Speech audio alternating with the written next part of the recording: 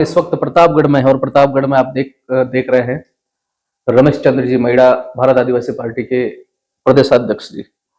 देवली उनियारा में जो डेलीगेशन मंडल गया था, डेलीगेशन जो प्रतिनिधि मंडल गया था, जिसमें सलाना से विधायक थे, बागीदोरा से विधायक थावरचंद जी, धैर्यवाद से विधायक और कांति भाई और राष्ट्रीय प्रवक्ता डॉक्टर जितेंद्र मीणा जी, ये देवली उनियारा में गए। तो क्योंकि आप प्रदेश अध्यक्ष हैं, किस बात को लेकर के गए थे वहां पर? सबसे पहले ये जो डेलीगेशन देवली उनियारा गया था, हाँ। वो जो डेलीगेशन है हमारे राष्ट्रीय अध्यक्ष के द्वारा भेजा गया था। और आपको पता ही है कि देवली उनियारा जो नरेश मीणा चुनाव लड़े थे और वहां पर सम्राता गांव में चुनाव वोटिंग के दिन क्या हुआ कि सम्राता गांव के जो गांव वाले थे वो उनकी कुछ मांगे थे और उन मांगों को लेकर उन्होंने बहिष्कार कर रखा था, वोटिंग की बहिष्कार कर रखा था और वो धरने पर बैठे हुए थे। और फिर क्या होता है कि वहां की जो जिला कलेक्टर है, वहां के एसडीएम को वहां पर वोटिंग करने के लिए भेजती है और जो एसडीएम वहां पर वोटिंग करने के लिए समझाइश करने के लिए पहुंचता है और वहां की जो आंगनवाड़ी कार्यकर्ता है या गवर्नमेंट कर्मचारी होते हैं उनको डराता है, धमकाता है कि आपको निलंबित कर दिया जाएगा अगर आप वोटिंग नहीं करोगे। आप सरकारी कर्मचारी हो और सरकारी कर्मचारी होते हुए आपको वोटिंग करनी है, अगर नहीं करते हो तो सरकार आपके खिलाफ एक्शन लेगी। इस तरह से मामला हुआ। तो वो जो वहां की जो आंगनवाड़ी वर्कर थी और कोई टीचर था, तो उन्होंने क्या है कि उनके दबाव में आकर वोटिंग कर दी। और ये जब ये बात गांव वालों के माध्यम से नरेश मीणा को पता चली कि इस तरह के वहां पर जबरदस्ती वोटिंग कराई जा रही है और गांव वालों की जो दर्द है उसको सुना नहीं जा रहा है, तो नरेश मीणा को जैसे पता चलता है तो वो पोलिंग बूथ पर पहुंचते हैं। वो पोलिंग बूथ पर पहुंचकर अंदर जाके पता लगाते हैं वास्तव में ऐसा हुआ या नहीं हुआ। और जैसे उनको ये पता लगता है कि यहाँ पर वोटिंग है जबरदस्ती डरा धमका कर एसडीएम के द्वारा करवाई गई है, तो आवेश में आकर वो एसडीएम को थप्पड़ मार देते हैं। हालांकि हम हिंसा का समर्थन नहीं करते, हम थप्पड़ का समर्थन नहीं करते हैं। थप्पड़ मारना गलत है। हाँ, थप्पड़ मारना गलत है। लोकतंत्र में हिंसा का कोई स्थान नहीं है, तो थप्पड़ मारना गलत है। लेकिन जो जबरदस्ती वोटिंग एसडीएम के द्वारा की जा रही थी वो गलत है। और उसके बाद ग्रामीणों के द्वारा और नरेश मीणा भी उस धरने पर बैठ गए। तो थप्पड़ मारना, कोई थप्पड़ मारा है, ठीक है, ये कोई बड़ी घटना नहीं थी। सबसे पहली बात तो जैसे कि कोई किसी के लॉ और ऑर्डर जैसी कोई बात थी नहीं और प्रशासन चाहता तो इस घटना को आराम से निपट सकता था। गिरफ्तारी करने जैसी बात थी तो बाद में भी नरेश मीणा की गिरफ्तारी की जा सकती थी। लेकिन क्या है कि उसके बाद नरेश मीणा उस ग्रामीणों के साथ बैठ जाते धरने प्रदर्शन पर, उनकी मांग को पर अड़िग हो जाते। जब तक कलेक्टर नहीं आएगी, है ना, धरना स्थल पर जब तक हमारी बात नहीं मान दी जाती तब तक हम धरना जारी रखेंगे। लेकिन सरकार ने, पुलिस प्रशासन ने सरकार की दबाव में आकर उन्होंने क्या किया कि वहां पर हिंसा फैलाई, दमन पूर्वक उन ग्रामीणों को उनकी मांग को दबाया और उनके ऊपर गोले बरसाए गए, फायरिंग की गई है। तो वो एकदम लोकतंत्र का काला अध्याय है। लोकतंत्र के लिए, लोकतंत्र में इसका कोई स्थान नहीं, हिंसा का कोई स्थान नहीं। लेकिन सरकार ने जिस तरह से रवैया उन ग्रामीणों की आवाज दबाने के लिए जो किया गया है वो दुर्भाग्यपूर्ण है। इस लोकतंत्र के लिए दुर्भाग्यपूर्ण है कि किस तरह से आम जन की बात को सरकार के द्वारा दबाया गया और हिंसा करके दबाया गया। तो अगर नरेश मीणा को गिरफ्तार करना था तो बाद में भी किया जा सकता था, या वो इतना ऐसा काम तो नहीं किया था जिससे कि मतलब किसी की मर्डर हो गया हो या बहुत बड़े स्तर पे हिंसा हो गई। उस थप्पड़ से बड़े स्तर पे अगर हिंसा हो गई हो और उसके बाद भी वो खतरा बना हुआ है तो उसको तत्काल गिरफ्तार कर सकते थे। पर ऐसा कोई लॉ और ऑर्डर वाली तो बात थी ही नहीं, है ना। वो आवेश में आके, गुस्से में आकर थप्पड़ मार दिया है। हाँ, ये थप्पड़ मारना गलत है, उसको गिरफ्तार भी करना चाहिए। लेकिन इस तरह से, जिस तरह से राज्य सरकार ने, पुलिस प्रशासन ने जिस तरह से उस मैटर को हैंडल किया है वो बहुत ही दुर्भाग्यपूर्ण है और लोकतंत्र में तो बहुत ही खतरनाक है। तो ये जो डेलीगेशन गया था, विधायक और ये सब प्रतिनिधि मंडल गए थे, वहां जाने के बाद क्या फिर उन्होंने क्या देखा और आप तक क्या सूचना मिली? देखो, डेलीगेशन वहां के जो पीड़ित हैं, सम्राता गांव के जो पीड़ित हैं, जो ग्रामीण जन हैं, उनके साथ उस रात को जो घटना हुई है, क्या नुकसान हुआ है, या उनके साथ पुलिस ने किस तरह से व्यवहार किया है, इसको जानने के लिए भारत आदिवासी पार्टी का डेलीगेशन समराता पहुंचा। और समराता जाकर वहां पर हकीकत को जाना है, हर पीड़ितों से बातचीत की और वहां के हालातों को देखा और पता चला कि वास्तव में वहां पर पुलिस ने जिस बर्बरता से व्यवहार किया गया, छोटे बच्चे, जैसे कि एक बच्ची है जिसका लगभग वो 2 साल की भी नहीं है, उसके पैर पर बहुत खतरनाक चोट आई हुई है। और इसी तरह से युवाओं को बहुत खतरनाक कमरे में बंद करके मारा गया और महिलाओं को भी 40-50 महिलाओं को एक छोटे से कमरे में बंद करके मारा है। इस तरह की घटना वहां पर सामने आई। इस तरह की हकीकत ordeal came in light when our delegation went at that spot and it was very brutal. बहुत ही खतरनाक मंजर सामने आया। वहां पर कई सारे 4 व्हीलर को जला दिया है, 2 व्हीलर्स को जला दिया है, कांच मकानों को तोड़ा गया है। इस तरह से बर्ताव पुलिस प्रशासन के द्वारा किया गया।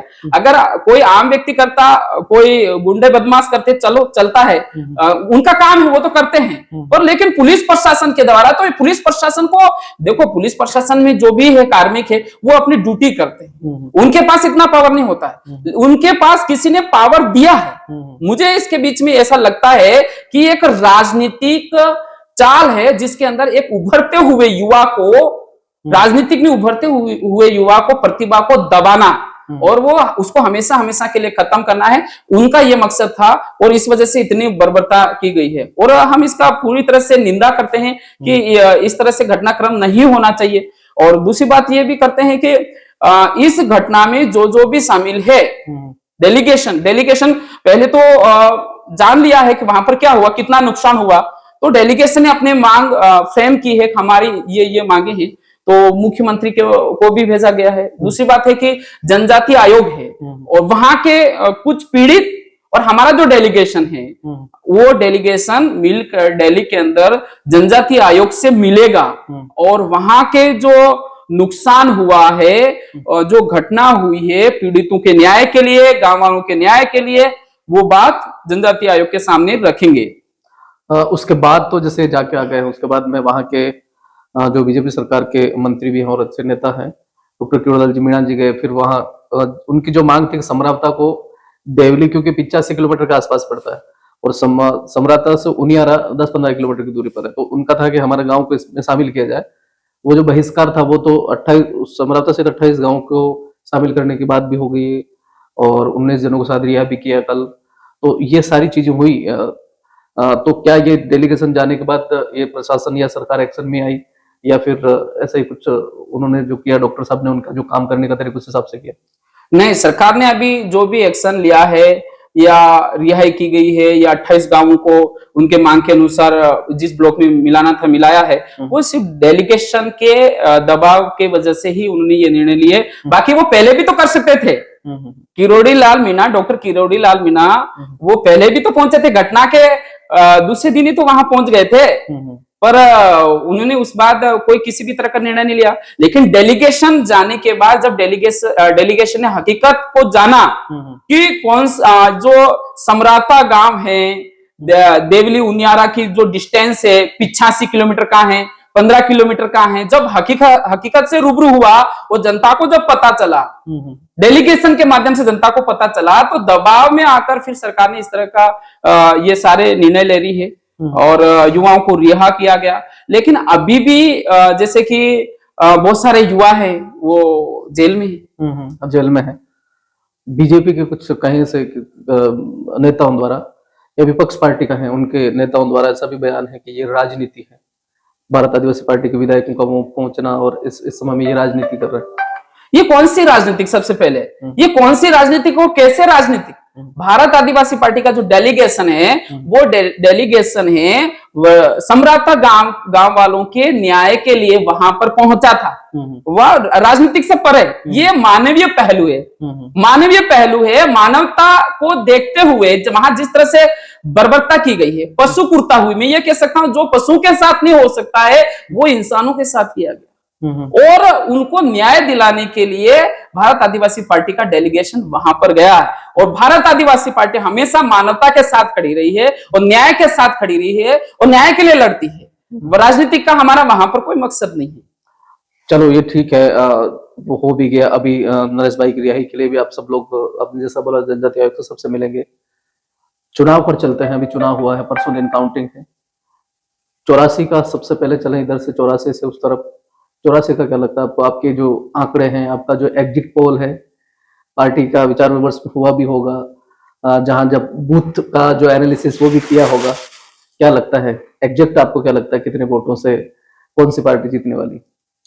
देखो, हमने सारा रिकॉर्ड लिया है, बूथ लेवल तक हमने सारा एनालिसिस किया। हमारी पूरी टीम 4-5 दिन से इसमें लगी हुई थी और हमने माइक्रो तरीके से एनालिसिस किया और हमारी जो फाइंडिंग आई, हमारा जो रिजल्ट आया है कि भारत आदिवासी पार्टी इसमें भारी बहुमत से जीतने और विजय होने जा रही है।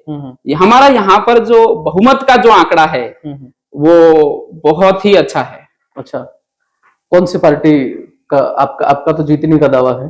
कितने, आपको क्या लगता है कितने वोट मिलेंगे हमें? हम आपको ये बता सकते हैं कि हमारी जो भारत आदिवासी पार्टी है 84 विधानसभा क्षेत्र से 40,000 वोटों से एक तरफा लीड से जीतने जा रही है। 40,000 वोटों? 40,000 वोट फाइनली है। सेकंड कौन रहने वाले आपके हिसाब से? सेकंड तो देखो, बीजेपी और कांग्रेस दोनों साथ साथ में है और हमारे जो आकलन है, हमारी पार्टी का जो आकलन है, उस पार्टी के आकलन के अनुसार बीजेपी सेकंड पोजीशन में है और कांग्रेस थर्ड पर? कांग्रेस थर्ड पोजीशन पे। अच्छा, ये आपका कहना है, आपके एग्जिट पोल बता रहे हैं। सलूम्बर तरफ क्या आपका कहना है? सलूम्बर का क्या आपका विश्लेषण है? सलूम्बर में हमें भारी जनादेश मिल रहा है। जनता ने बढ़ चढ़कर लोकतंत्र के पर्व पर हिस्सा लिया है, भारी वोटिंग हुई है और इस भारी वोटिंग और हमारे जमीनी स्तर पे कार्यकर्ताओं को जो मेहनत थी, वो मेहनत लाजवाब थी और उस मेहनत का जो परिणाम है, वो परिणाम एक जीत के रूप में देखने को मिल रहा है। वहां क्या स्थिति, जैसे आपने यहाँ 40,000 का बोला, वहां क्या आपके आंकड़े कहते हैं? सलूम्बर में हम 20,000 वोटों से, 20,000 प्लस वोटों से हम जीतेंगे। 20,000 प्लस, 20,000 प्लस से जीतेंगे, पूरा विश्वास है? पूरा विश्वास है, आप देख लेना। ये पार्टी का एनालिसिस है? हाँ, ये पार्टी का एनालिसिस है। कौन सी पार्टी सेकंड रहेगी आपके अनुसार? सलूम्बर के अंदर देखो दोनों पार्टियां हैं। हमारा जो एनालिसिस है दूसरे पोजीशन को लेकर, वो कह पाना मुश्किल है क्योंकि कांग्रेस और बीजेपी दोनों ही आसपास ही रहेगी। वहां पर ज्यादा डिफरेंस उन दोनों पार्टियों के बीच में नहीं रहेगा। त्रिकोणीय मुकाबला, त्रिकोणीय मुकाबला कैसे कह सकते हो? हमारी जो पार्टी है वो तो एक तरफा निकल रही है ना। मैंने आपको बताया 20,000 प्लस वोटों से भारत आदिवासी पार्टी विजय होने जा रही है, तो त्रिकोणीय मुकाबला नहीं है। मैं सेकंड पोजीशन की बात कर रहा हूं। सेकंड पोजीशन पे कौन रहेगा ये तय कर पाना मुश्किल है क्योंकि कांग्रेस और बीजेपी दोनों का जो वोटिंग है वो लगभग देखने को मिल रही है। बहुत बहुत धन्यवाद। तो इस बार के चुनाव में स्पेशल क्या चीज नोट करी आपने? हर बार चुनाव होते हैं और इस बार चुनाव में ऐसा कुछ लगा कि ये कुछ नया था, या फिर दो उपचुनाव थे, राजस्थान में थे और आप प्रदेश अध्यक्ष थे, प्रचार में, व्यवस्थाओं में कई सारी चीजें आपने देखी होगी, क्या स्पेशल क्या नोट किया?